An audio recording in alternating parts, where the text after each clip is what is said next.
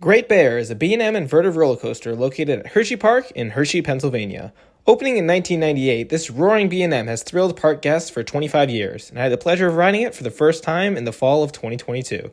Now, I only got one front row ride on Great Bear during my visit to Hershey. However, I feel like I got a pretty good feel of what this ride has to offer, and I'll be giving you my full thoughts and review on this coaster, letting you know what to expect from this B&M invert. Let's hop into the review. A couple of quick stats about the ride. Great Bear has a height of 90 feet. However, because its lift is on a hill, it actually drops to a height of 124 feet. Great Bear tops out at 58 miles an hour with 4 inversions and 2,800 feet of track, which is around the same as an average B&M invert. A lot of coaster enthusiasts think of Great Bear as just a mid to low tier B&M invert, but I'll say right away that it deserves way more credit than it's been given, as the layout is so forceful and unique. Unlike other inverts that start off with a drop right away, Great Bear begins with a helix towards the left and then straightens out to prepare for the drop. Riding this in the front row, I remember how surprised I was when this thing started to get going, as I thought it was much faster than it seemed in the POV. After a bit of straight track, riders dive into a slightly curved drop, followed by a forceful 100-foot tall vertical loop, and then a bit of straight track leading into the Immelman. This sequence is a phenomenal first half of the ride. The drop isn't anything too special, you maybe get a little bit of floater airtime, but allows you to build up a lot of speed to prepare you for the rest of the course, including whipping through the vertical loop. A small detail I'd like to note are these arrows on the ground below you as you travel through the straight track. It's a bit mesmerizing looking at them while traveling so fast, and it acts like an optical illusion that fits so well with this already wacky layout. The Immelman provides decent whip as you twist out of it. Nothing too crazy, but it does turn the ride around for the next sequence of elements. And as good as the Immelman is, it is nothing compared to the zero-G roll following it. This is probably the best zero-G roll out of all the inverts I've been on. If you've been on Afterburn at Carowinds, I'd say the rolls are pretty similar. You get tossed around so fast and with so much force that you're barely able to appreciate how insane the element is. Valleying down from the zero-G roll, you pass over the midway, above Super Duper Looper, into this drawn-out airtime hill that turns into a low-to-the-ground turn that leads into the final inversion, a clockwise corkscrew. After the corkscrew, you do a couple mild back-and-forth turns before coasting through the final set of straight track into the brake run. This is where I'd say Great Bear separates itself from all the other B&M inverts. This sequence of elements after the zero-G roll is unlike any other and makes for such a fun second half of the ride.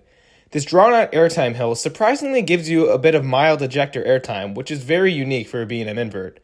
After the airtime hill, the low-to-the-ground turn over the river allows riders in the front row to see the oddly shaped supports holding up the track. B&M certainly got creative when building this coaster, as they weren't allowed to build any supports in the river while constructing Great Bear.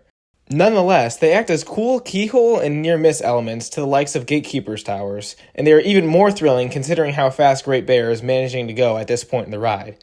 The corkscrew certainly ends the ride with a bang, and is probably the most intense element on the ride by far. It flips you around with so much power that your feet begin to tingle with all the blood rushing down there. Unfortunately though, the finale on Great Bear is very lackluster. Although still traveling with pretty good speed, the mild turns and straight track leave a bit more to be desired. But because the majority of the ride is so action-packed, it's something I overlook, even though most coaster enthusiasts joke that the ride has an autocomplete finish. Some other thoughts I have about the ride before I give it a final score include the lack of theming. Great Bear is themed to the constellation of the same name, but that's not really represented in any way other than the logo.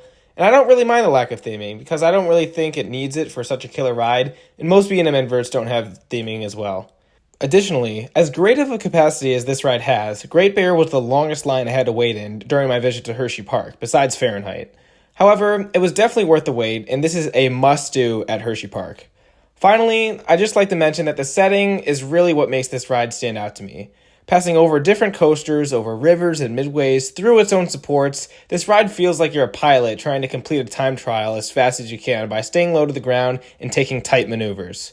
So, what is Great Bear's final score? Today, I am giving it a 9 out of 10. This ride has it all. It's smooth as glass, it's got the speed, the inversions, a bit of airtime, near-miss elements, and a long duration to allow you to enjoy the ride and take it all in. The front row is definitely the way to go, as you get to see all the near misses, but you also have the wind blowing straight in your face to give you an added sense of speed. Out of all the inverts I've ridden, this is probably my second favorite, only behind Afterburn at Carowinds. Personally, I rank it higher than Talon, Raptor, Banshee, the Batman the Ride clones, and Patriot at Worlds of Fun. And out of the 232 coasters that I've ridden at this point, Great Bear currently sits at number 34 in my ranking. The only thing that would make this coaster a 10 out of 10 would be the better finale. But like I said earlier, you don't really remember the finale when the rest of the layout is so dominant. But I want to know what you guys think about this one-of-a-kind, wacky B&M invert. Do you agree with the hype that I'm giving it, or do you think I'm giving it a little bit too much praise?